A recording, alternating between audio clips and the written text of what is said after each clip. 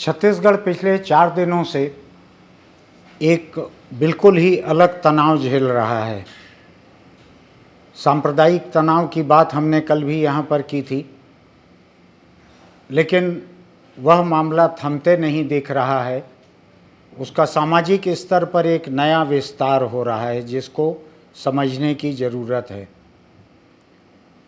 यहाँ के बेमेतरा ज़िले में एक गांव में, छोटा सा गांव है, कुछ 1200 के करीब की आबादी है। वहाँ मुस्लिम परिवार भी हैं, उनसे ज़्यादा हिंदू परिवार हैं वहाँ पे। वहाँ आपस में दोनों समुदाय के लोगों में झगड़ा हुआ। एक हिंदू लड़का उसमें मारा गया।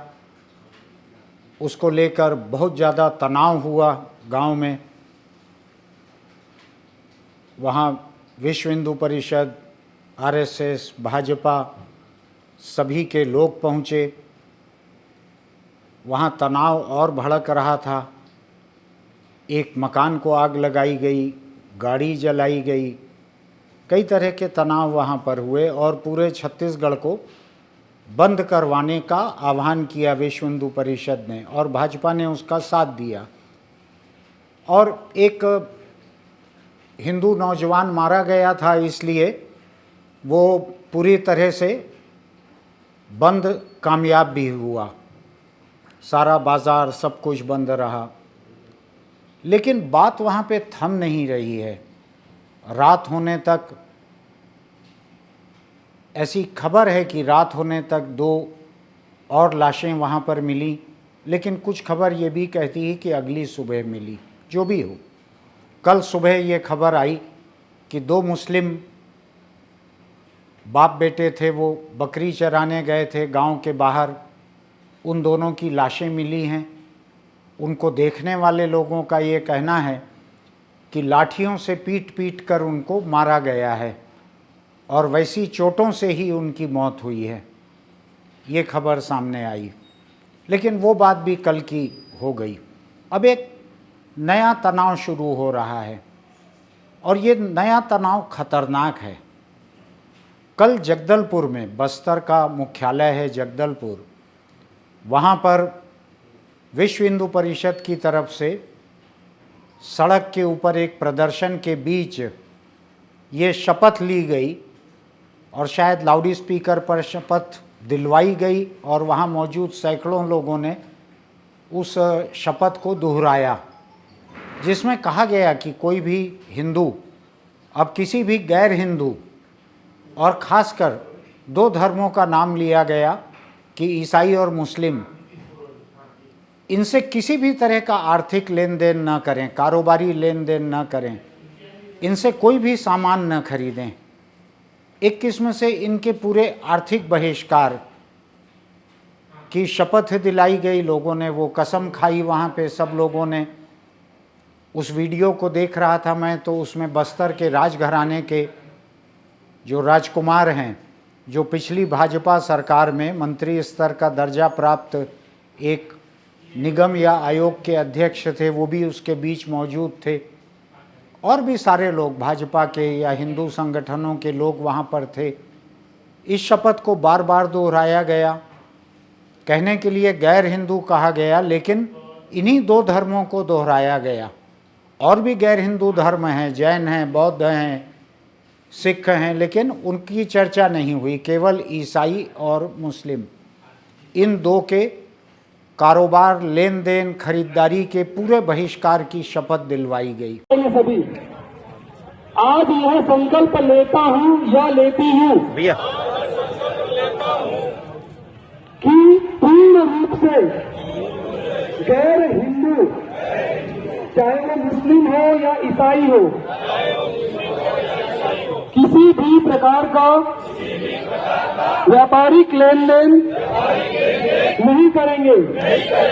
चाहे वो दूध, फल, गद्दा, कबाड़, किराना, किसी भी प्रकार का सामान हो,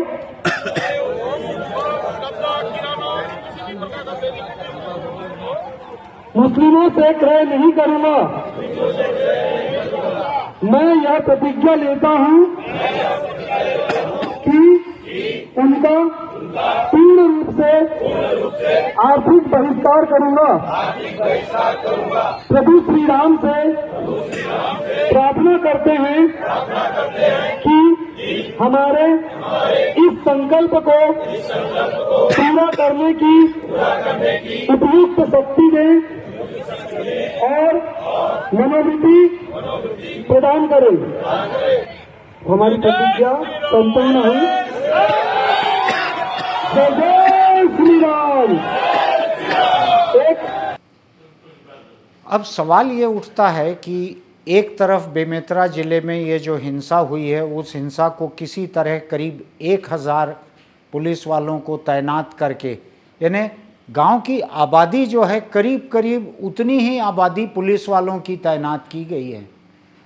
1200 लोग गांव के रहने वाले हैं, जिसमें से कई लोग अभी छोड़ के चले गए हैं, और 1000 के करीब पुलिस वहां पर तैनात है।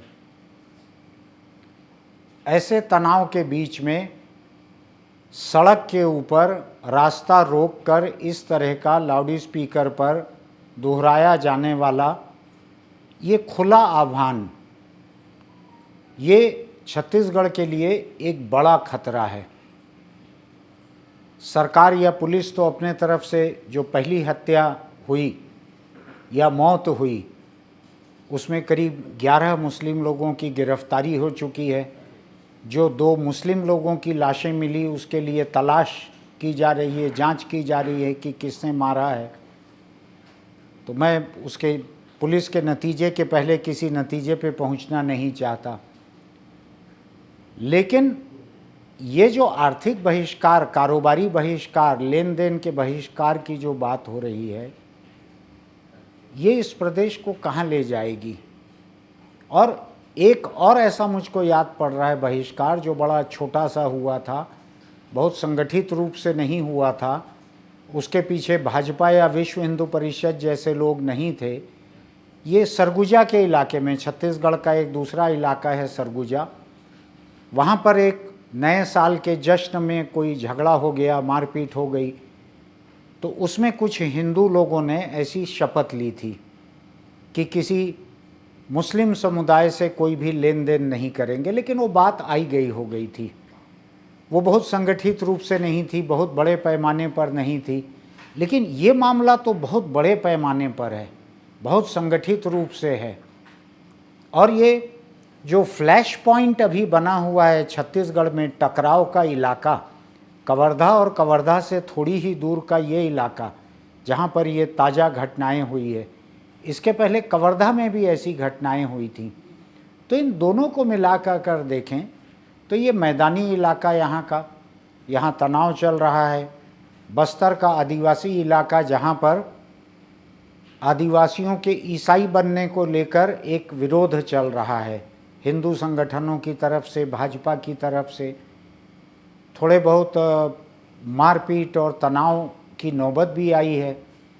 उस इलाके में ऐसी शपथ दिलवाना, और ये शपथ चूँकि विश्व हिंदू परिषद, भाजपा, ये लोग इसमें शामिल हैं, तो इनका प्रभाव तो पूरे प्रदेश में है। तो क्या ये इस प्रदेश में एक नए किस्म का तनाव इससे खड़ा होगा? इससे क्या क्या खतरे होंगे? क्या इस खतरे को चुनाव तक जारी रखा जाएगा? और मैं इसके साथ एक दूसरी बात को और देखना और समझना चाहता हूँ। सुप्रीम कोर्ट ने अभी देश की तमाम सरकारों को कहा है, बड़ी कड़ाई से कहा है, और कई सरकारों को तो फटकार भी लगाई है हेट स्पीच को लेके, कि नफरती बातें अगर किसी समुदाय के खिलाफ की जाती हैं और उस पर अगर स्थानीय पुलिस, स्थानीय सरकार, प्रशासन ये जुर्म दर्ज नहीं करते हैं, तो ऐसे अफसरों के खिलाफ सुप्रीम कोर्ट अदालत की अवमानना का केस चलाएगा, उनको कटघरे में ला के खड़ा करेगा। अब मैं ये समझने की कोशिश कर रहा हूँ कि क्या एक तनाव के वातावरण में, जहाँ सांप्रदायिक तनाव चल रहा है, उसके बीच में किसी एक संप्रदाय, किसी एक धर्म के आर्थिक और कारोबारी बहिष्कार का ऐसा आह्वान करना, शपथ दिलाना, क्या ये हेट स्पीच में आता है या नहीं आता? ये सोचने की बात है ज़रा। मैं कानून की बहुत बारीकियों को नहीं समझता हूँ, लेकिन मोटे तौर पर मुझको लगता है कि सुप्रीम कोर्ट ने जो कुछ कहा है उसकी नीयत भी तो यही है कि एक समुदाय दूसरे समुदाय के खिलाफ या एक समुदाय के लोग दूसरे समुदाय के लोगों के खिलाफ नफ़रत की बातें न करें। तो क्या हम इसको नफ़रत से परे कुछ माने? क्या ये नफ़रत की बात नहीं है? और कौन किसका बहिष्कार कर सकता है? हिंदुस्तान में इतना बड़ा देश है, सबके एक दूसरे से संबंध जुड़े हुए हैं। आज मुस्लिम समुदाय के लोग गरीब अधिक हैं, मैकेनिक हैं, उनमें तरह तरह की मरम्मत करने वाले लोग हैं। क्या इस गर्मी में मुस्लिम मैकेनिक के बिना लोगों के घरों में, दुकान में, दफ्तर में एसी सुधर जाएंगे, लग जाएंगे? क्या दूसरा कोई धर्म अगर ऐसा बहिष्कार का फतवा देगा तो क्या उस पर अमल हो पाएगा? तो ये सोचने की ज़रूरत है। आज एक घटना हुई है, उससे कोई इनकार नहीं है, पुलिस उस पर कार्रवाई कर रही है, वो दिख रहा है सामने। उसके जवाब में की गई दूसरी घटना दिख रही है, शायद जवाब में की गई हो, एक के बदले दो को मारा गया हो, ऐसा दिख रहा है। इससे ज़्यादा और क्या करना है? क्या आँख के बदले आँख निकालकर तमाम पूरे समाज को अंधा कर देना है? ऐसा आर्थिक बहिष्कार, सामाजिक बहिष्कार ये लोगों को कहाँ ले जाके छोड़ेगा? एक फ़िक्र हो रही है कि अगर इस तनाव को हम ऐसे ही बढ़ाते चलेंगे तो ये कहाँ तक जाएगा? ये आर्थिक बहिष्कार, कारोबारी बहिष्कार, इनसे काम नहीं लेना। आप लोगों को याद होगा बेंगलोर में साल भर पहले हुआ था कि आपने टैक्सी बुक की ऑनलाइन मोबाइल ऐप पे और किसी मुस्लिम का नाम अगर आ रहा है टैक्सी लेके आने वाले ड्राइवर का, तो बुकिंग कैंसिल करने का फतवा दिया गया था। उससे कारोबार बंद नहीं हुआ, लेकिन नफ़रत फैली, बहुत बुरी तरह नफ़रत फैली चारों तरफ। क्या वैसी ही नफ़रत हमको छत्तीसगढ़ में फैलाना है? या जो जुर्म हुए हैं, जो कत्ल हुए हैं, उनकी जांच होने देना है, कार्रवाई होने देना है? एक और चीज़ मुझको बहुत बुरी तरह खटक रही है। मैंने इसी छत्तीसगढ़ में कम्युनिस्ट पार्टी के सुधीर मुखर्जी जैसे बड़े नेता को देखा था, जो धड़ल्ले से कहीं भी चले जाते थे। वो जनसंघ के लोगों के बीच भी चले जाते थे बात करने के लिए, थे कम्युनिस्ट, लेकिन नैतिक मनोबल उनका इतना ऊंचा था कि किसी भी भीड़ के बीच, किसी भी हिंसा के बीच कहीं भी जाके वो बात कर सकते थे, उनकी इतनी साख थी। अब आज मैं देख रहा हूँ कि लोगों की साख का, उनके मनोबल का हाल ये हो गया है, मैं नाम लेना नहीं चाहता, लेकिन बड़े बड़े नेता अपने ही उस इलाके में पाँव नहीं रख पा रहे हैं जहाँ ये हत्याएं हुई हैं। उन्हीं इलाकों के विधायक, उन्हीं इलाकों के नेता वहाँ पाँव नहीं रख पा रहे हैं, दूर बैठकर रायपुर में बयान दे रहे हैं। सत्ता के लोगों की साख में अगर इतनी कमी है तो ये भी एक बड़े फिक्र की बात है। और जब साख का ऐसा शून्य पैदा होता है तो उसमें सांप्रदायिक तबके घुसकर अपना काम करते हैं। तो मैं आज यही बात करने के लिए यहाँ पे आया हूँ कि इस तरह के बहिष्कार का फतवा, ऐसे बहिष्कार का आह्वान, ये छत्तीसगढ़ का मिजाज नहीं रहा है, ये हिंदुस्तान का भी मिजाज नहीं रहा है।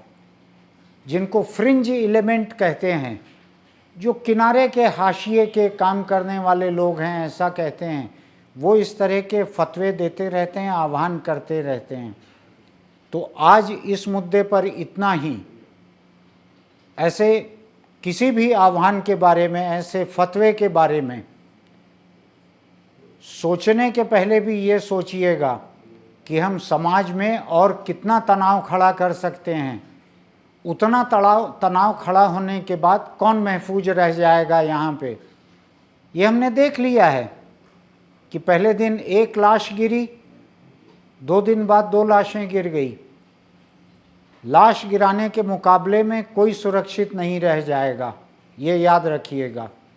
इसके बारे में सोचिए, कल हम फिर किसी मुद्दे को लेकर मिलेंगे। नमस्कार।